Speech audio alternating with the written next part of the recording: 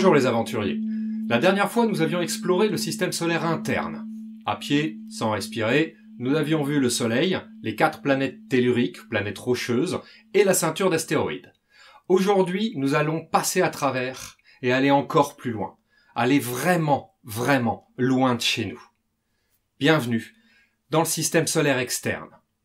La première planète que nous allons croiser est à 780 millions de kilomètres du Soleil. Et elle se dévoile de loin, de très, très loin. C'est une géante gazeuse, la plus grosse planète de notre système solaire. Un monstre gros comme 11 fois notre planète Terre. Et le pire, c'est sa masse. Elle est lourde comme 318 fois notre planète Terre. Elle est si lourde qu'elle protège le système solaire interne en déviant et en canalisant une bonne partie des astéroïdes qui pourraient venir nous faire le même coup qu'aux dinosaures. Plutôt sympa de sa part. Mercure et Vénus n'ont pas de satellite. La Terre en a un, la Lune. Mars en a 2, Phobos et Deimos. Jupiter, elle, a, au dernier comptage, 79 satellites naturels. Et il est fort probable qu'on en découvre encore un bon paquet. Ces satellites sont si nombreux et si variés qu'on parle de système jovien pour parler de Jupiter et de ses lunes, comme on parle de système solaire pour parler du Soleil et de ses planètes. Il y a parmi ces lunes un sérieux candidat à la vie extraterrestre. Sur celle qu'on appelle Europe, il y a des lacs d'eau liquide sous une épaisse couche de glace. Et cette eau pourrait bien contenir des microbes ou des bactéries, et peut-être même des organismes multicellulaires simples, comme des méduses. Beaucoup de choses sont possibles, et il n'y a qu'en allant voir que nous serons fixés. Vous imaginez des poulpes extraterrestres vivant sur une lune de Jupiter, dans un océan caché sous une croûte de glace? C'est loin d'être sûr, évidemment. Mais ça reste dans le domaine du possible. Et moi, ça me fait rêver un truc de fou. Europe fait partie des 4 plus grandes lunes de Jupiter. Les 4 lunes galiléennes. On les appelle galiléennes parce qu'elles ont été découvertes par Galilée. C'était en 1610, il y a plus de 400 ans. Il y a plus de 400 ans, un mec a fabriqué dans son garage une lunette astronomique à partir des premières longues vues. Bel exploit quand même. Bon, on pourrait faire 10 épisodes rien que sur le système jovien. Donc on va abréger un petit peu, on a dit qu'on faisait un tour rapide du système solaire. Et il nous reste un paquet de chemin à faire. Quand même, c'est difficile de parler de Jupiter sans évoquer la fameuse grande tache rouge. La fameuse grande tache rougeâtre. Cette tache est un ouragan. Un ouragan grand comme la Terre où le vent claque à plus de 700 km/h. L'astrophysique, c'est vraiment la science de tous les extrêmes. Rien que notre système solaire cache des conditions parfois hallucinantes. Alors vous imaginez ce qui se cache dans notre galaxie, dans notre univers. Bon, et savez-vous depuis combien de temps on la connaît cette tache?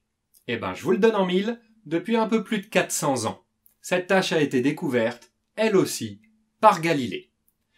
Il y a 400 ans, à une époque où on ne connaissait pas l'électricité et où on se déplaçait encore à cheval quand on avait les moyens d'avoir un cheval, un type avec une lunette astronomique bricolée dans son garage a vu une grosse tempête sur une planète située à plus de 600 millions de kilomètres de lui. Vous voulez savoir combien de temps il vous faudrait à pied? 4800 ans pour y aller. Décidément, ce Galilée était loin d'être un manchot, et sûrement un type très, très, très patient. Et à cause de cette découverte, on a longtemps cru que cet ouragan sévissait depuis plus de 400 ans. Eh bien, peut-être que non en fait. Depuis peu, cette tache diminue en intensité, comme si la tempête se calmait. Et en même temps, il y en a une autre qui apparaît, un petit peu en dessous, pas très loin, et qui commence à grossir. Du coup, il est tout à fait possible que la tâche qu'a observée Galilée il y a 400 ans et la tâche que nous pouvons voir en observant notre ciel ne soit plus la même. Mais c'est pas grave. C'est la classe quand même. Bon allez. Même si cette planète est aussi fascinante que complexe, nous n'avons pas le temps de rester beaucoup plus longtemps. Mais restez curieux. Gardez les yeux sur la grosse boule, car nous en saurons bientôt plus. 2 missions sont prévues pour Jupiter dans les années qui viennent, dont une qui essaiera de sonder les glaces d'Europe à la recherche de la vie. Je croise les doigts, je touche du bois, j'y tiens à mes petits vers, à mes méduses, à mes bidules bizarres, on s'en fout, mais j'y tiens à mes extraterrestres. Cette fois-ci, nous allons filer à 1,43 milliard de kilomètres du Soleil. 1430 millions. On en arrive à des chiffres qui sont assez difficiles à réaliser. Notre cerveau n'est tout simplement pas fait pour appréhender des quantités pareilles. Notre cerveau a évolué avec nous et pendant la très très grande majorité de notre évolution, on comptait les chèvres et les épis de maïs. On n'avait pas besoin de millions, voire de milliards. La dernière fois, nous avions vu qu'une unité astronomique, la distance entre la Terre et le Soleil, est de 150 millions de kilomètres et que c'était déjà beaucoup. Saturne est 10 fois plus loin. Toujours à pied, il vous faudrait 12 000 ans. Imaginez, rien qu'entre Saturne et Jupiter, 2 planètes qui sont voisines, il y a 530 millions de kilomètres. 4 fois la distance Terre-Soleil. Presque. Arrêtons-nous quelques instants pour y songer. Ces distances sont inimaginables par rapport à nos critères. Rappelez-vous, le tour de la Terre, c'est 40 000 kilomètres. Son diamètre, sa largeur si vous voulez, c'est 12 000 kilomètres. Ce qui veut dire qu'on peut mettre entre le Soleil et Jupiter pas loin de 120 000 fois la planète Terre. Nous sommes passés de quelques dizaines de milliers de kilomètres à l'échelle de la Terre à une poignée de centaines de milliers de kilomètres pour la distance Terre-Lune, à quelques millions, dizaines de millions pour les distances entre les premières planètes du système solaire, et nous en sommes maintenant à des milliers de millions, des milliards. Il y a une comparaison que j'aime bien faire pour essayer de réaliser un petit peu, pour essayer d'imaginer un petit peu mieux ce que représentent ces nombres auxquels on n'a pas du tout l'habitude d'être confronté. 1000 secondes, c'est un peu plus de 2 heures et demie. 1 million de secondes, c'est environ 11 jours et demi. Donc entre 1000 et 1 million, on passe de 2 heures et demie à pas loin de 2 semaines. À votre avis, entre 1 million et 1 milliard, on va passer de quoi comme échelle? On passe de 2 semaines à 31 ans et demi. 1 milliard de secondes, c'est 31 ans et demi. La différence qu'il y a entre 1 million et 1 milliard, c'est la différence qu'il y a entre 11 jours et 31 ans. Si on prend les distances en kilomètres et qu'on les passe en secondes, bref, si on voyage à 1 km par seconde, qu'est-ce que ça va nous donner? Le diamètre de la Terre, 3h33. À 1 km par seconde, il faut 3h30 pour faire le tour. Aller sur la Lune, c'est 108 heures. Aller sur le Soleil, c'est 4 ans et 3 quarts. Aller du Soleil à Saturne, c'est plus de 45 ans. C'est facile. Entre Jupiter et Saturne, on peut caser tout le système solaire interne et ça dépassera pas. Bref, nous arrivons enfin sur Saturne. Heureusement que vous volez vite. La première chose que nous voyons, tout le monde s'y attendait, Saturne a des anneaux. Heureusement que je suis là pour vous l'apprendre. Eh bien, je vais essayer de vous surprendre un petit peu quand même. Oui, Saturne a des anneaux de glace et de poussière. Oui, ces anneaux sont les plus visibles du système solaire. Mais Saturne n'est pas la seule à en avoir. En fait, les 4 planètes géantes de notre système solaire externe ont des anneaux. C'est juste que les autres sont moins brillants et qu'on ne les voit pas bien. Un autre truc que j'aime bien avec Saturne, c'est qu'elle est très peu dense. La densité, c'est le poids par rapport au volume. Par exemple, un cube de 10 cm sur 10 cm de mousse est moins lourd qu'un cube de 10 cm sur 10 cm de plomb. Et ben Saturne est moins dense que de l'eau. Un cube de 10 cm sur 10 cm de Saturne, c'est plus léger qu'un cube de 10 cm sur 10 cm d'eau. Et vous savez ce qui se passe quand on pose sur de l'eau quelque chose qui est plus léger que l'eau? Eh ben ça flotte. Saturne est une planète qui flotte. Ah. Bon courage pour trouver la baignoire assez grande pour y mettre Saturne, mais si vous la trouviez, vous pourriez poser Saturne dans l'eau, elle flotterait comme un canard dans la baignoire. Un autre truc amusant avec Saturne, elle a encore plus de lunes que Jupiter, au dernier comptage. 82, dont Titan, la deuxième plus grosse lune du système solaire, est la seule à posséder une atmosphère. La plus grosse étant Ganymède, l'une des 4 lunes galiléennes de Jupiter. Ces 2 lunes sont plus grosses que Mercure. Les 2 géantes gazeuses de notre système solaire se payent le luxe d'avoir des lunes plus grosses que des planètes. Une autre de ces lunes est assez folle, elle aussi. Encelade. En plus de posséder, comme sur Europe, un océan d'eau liquide sous une croûte de glace, elle possède aussi un cryovolcanisme. J'adore ce mot. Cryovolcanisme. Un cryovolcan, c'est comme un volcan normal, sauf qu'au lieu de cracher de la lave, il crache de la glace. Voici Encelade, mesdames et messieurs, et ses volcans. Face à une telle beauté, j'ai plus de mots. Ensuite, encore plus loin, beaucoup plus loin, à 2,9 milliards de kilomètres, 2900 millions de kilomètres, vous avez Uranus. C'est toujours une planète géante, mais ça n'est plus une géante gazeuse, c'est une géante de glace, comme Neptune. À ce sujet, méfiez-vous un petit peu de ces raccourcis. Si on qualifie ces planètes de géantes gazeuses ou de géantes de glace, ça n'est pas parce qu'elles sont composées entièrement de gaz ou de glace. Il y a beaucoup de glace dans Uranus, beaucoup de gaz dans Jupiter, mais il y a un noyau solide à Jupiter et une partie gazeuse à Uranus. Uranus déjà, elle fait pas comme tout le monde. Nous, on a notre pôle nord et notre pôle sud qui sont situés au-dessus et en dessous du plan de l'écliptique. Le plan de l'écliptique, c'est le plan, donc une surface plate, dessinée par les orbites des planètes. En gros, le système solaire a la forme d'une grande assiette, avec les pôles nord et les pôles sud, au-dessus et en dessous. Sauf Uranus, qui a son axe de rotation presque parallèle au plan de l'écliptique. En gros, on dirait une roue qui roule le long de son orbite comme une boule de neige qui dévale une pointe de montagne. Une grosse boule de neige quand même, hein.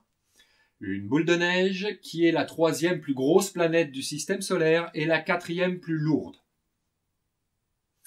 Bon, remettons-nous en route, il nous en reste une. À 4,5 milliards de kilomètres du Soleil, ma préférée. Un joyau bleuté qui brille tel un saphir dans l'espace, un phare bleu profond avant le vide intersidéral. J'ai nommé Neptune. Là encore, beaucoup de choses complètement épiques à en dire. Des vents à plus de 2000 km/h, une atmosphère à moins 218 degrés. Encore un endroit où on va pas passer les vacances. Mais on va plutôt se concentrer sur sa découverte assez singulière. En effet, Neptune est peu brillante. Et elle a été la première planète à ne pas avoir été découverte par l'observation, mais par le calcul. Chacun de leur côté, John Couch Adams en 1843 et Urbain Le Verrier en 1846, ont commencé à essayer d'expliquer les perturbations qui existaient dans l'orbite d'Uranus. C'est comme si la planète avait des petits sursauts qu'on n'arrivait pas à expliquer, et on se doutait qu'il devait y avoir un gros corps massif qui perturbait son orbite. Et qui dit gros corps massif, dit planète à découvrir. Alors, calculette à la main? Non, je déconne. Il n'y avait pas de calculette à l'époque. Plus jamais vous vous plaindrez des maths au XXIe siècle. Donc, papier, crayon à la main, ils se sont mis au travail. Et ça a marché. Ce qui est quand même la classe. Urbain Le Verrier a appelé un copain à lui, il a dit « Tiens, regarde par là, j'ai calculé, il devrait y avoir une planète inconnue. » Et paf, Neptune. Et après, me direz-vous, après Neptune, est-ce que l'orbite de Neptune marque la fin du système solaire déjà? Eh bien non, pas du tout. Déjà, après Neptune, il y a Pluton. Pluton n'a rien de bien extraordinaire, mais jusqu'en 2006, elle était encore considérée comme une planète. Entre-temps, on s'est rendu compte que si on devait appeler planète tous les petits cailloux qui tournent autour de notre Soleil, on en aurait un sacré paquet. Alors on a dégradé Pluton. On en a fait une planète naine. Pour être une planète, il faut 3 choses.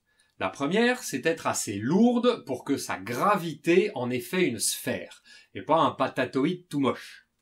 On appelle ça être en équilibre hydrostatique. Alors c'est un terme qui est très classe à placer en repas de famille, mais rond ça marche aussi et c'est vachement plus facile à retenir. La deuxième chose, c'est d'être en orbite autour du Soleil. Jusque-là, facile. Si une planète n'est pas en orbite autour d'une étoile, on appelle ça une planète errante.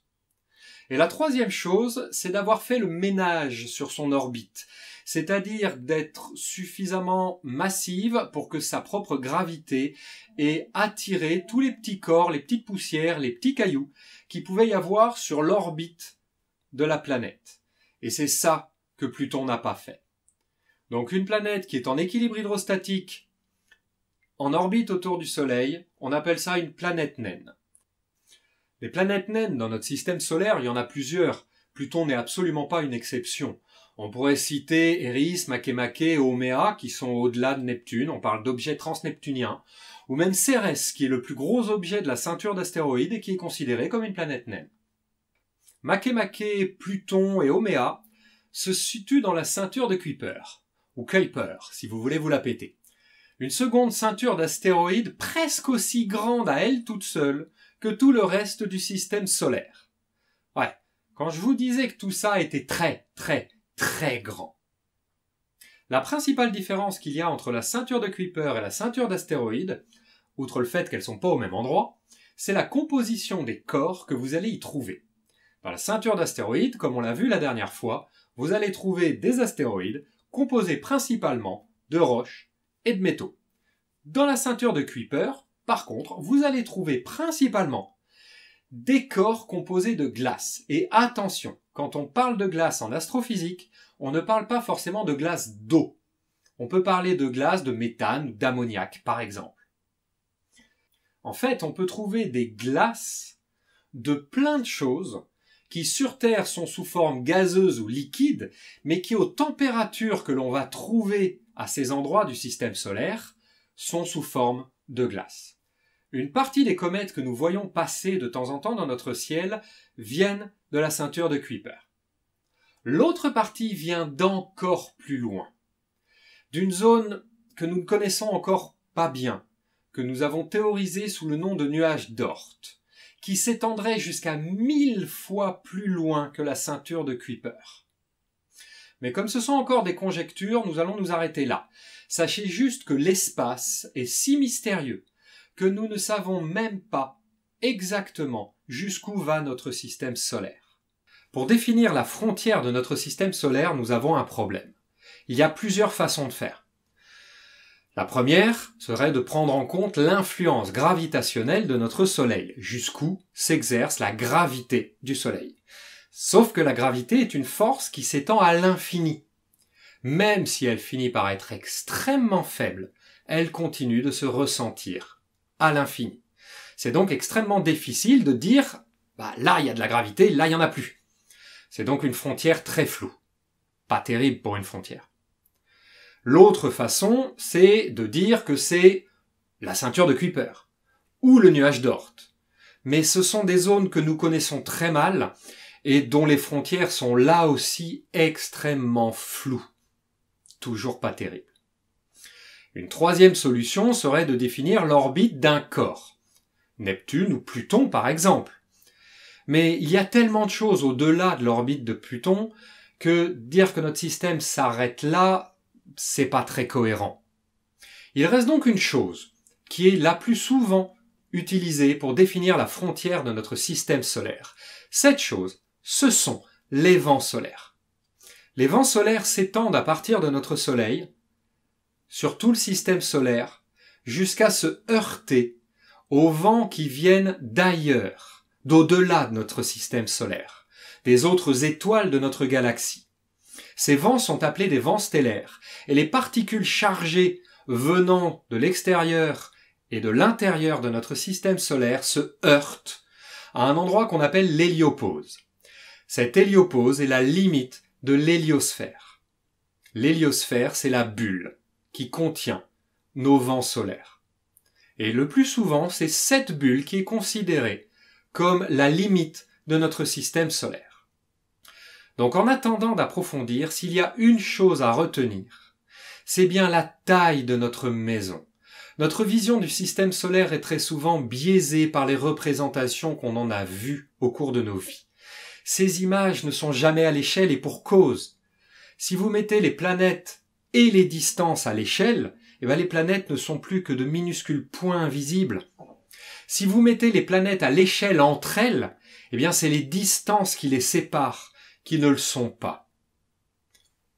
Notre système solaire est tout simplement trop grand pour être représenté facilement.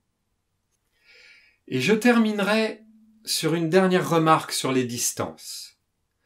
Car si notre système solaire est grand, gigantesque, il est aussi minuscule, ridiculement minuscule, à l'échelle de notre galaxie, qui contient des milliards et des milliards d'étoiles.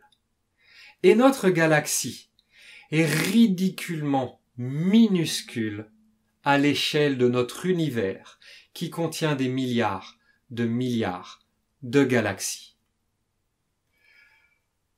Nous sommes perdus, ridiculement minuscules, insignifiants, au milieu d'un univers si immense que notre cerveau n'est même pas capable de l'imaginer. Et toute cette immensité reste à découvrir, à explorer, à comprendre, à admirer.